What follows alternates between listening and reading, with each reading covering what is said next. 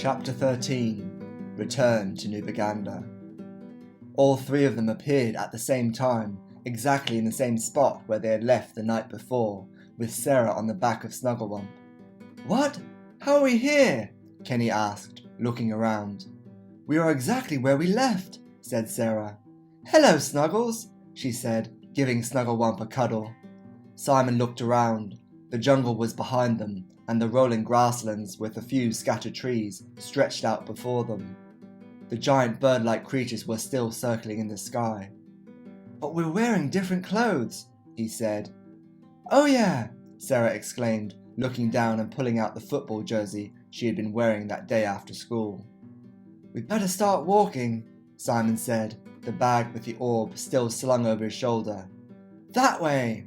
He pointed in the direction of the horizon. All three of them looked out into the distance, the vast plains of the grasslands stretching out before them. All three of them sighed. It was going to be a long journey.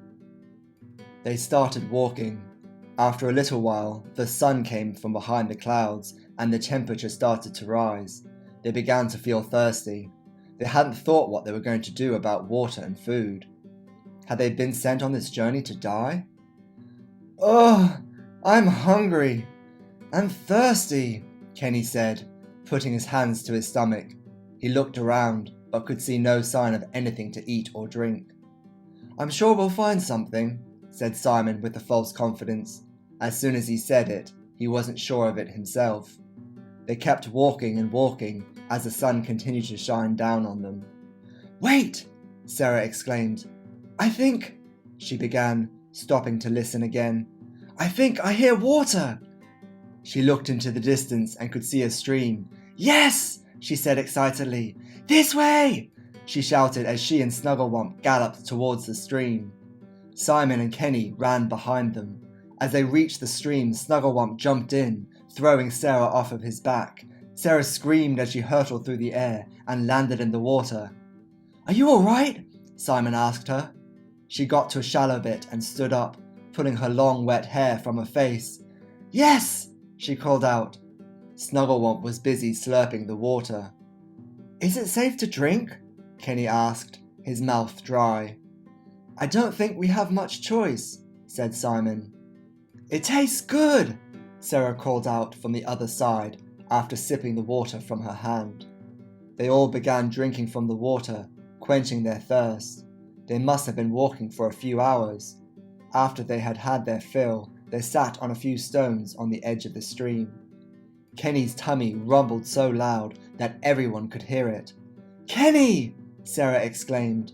"What?" he said. "I can't help it." "I don't see any food around here," Simon said, looking up and down the stream, where the grass grew a bit longer. "We'll have to keep on going." "A few more minutes," Kenny said, finding a shady spot underneath a plant with huge leaves. He lay down and closed his eyes. Sarah spotted the leaves and also saw that along the side of the water there were vines growing. "Do you think that we could make some hats with the leaves?" she said, pointing to the leaves above Kenny's head. Kenny looked up. "Maybe, but not yet," he said, closing his eyes again. Sarah and Simon gathered some vines while Kenny rested. Then they used what they could find to create some makeshift hats. The sun was high in the sky, and they needed the protection. After they had secured their hats to their heads, they set off again. As they were walking, Simon said, "I hope we're going in the right direction. Sarah, what can you see?" From on top of Snugglewump, Sarah looked ahead and then back. The jungle had disappeared from sight. Everything looked the same. "Grass! All I can see is grass." In the silence, Sarah thought she heard something. She looked around and listened. Yes, she had heard something. She looked up. The birds were still in the sky. "Look!"